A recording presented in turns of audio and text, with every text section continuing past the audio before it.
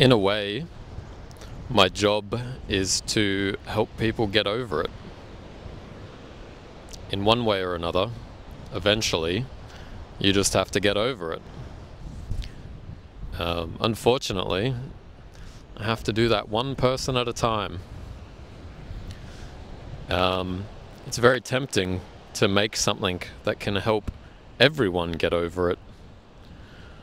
But the problem with something that can do that is that it's easy to get over it, sure, but then you come back over it. And it's easier to get back.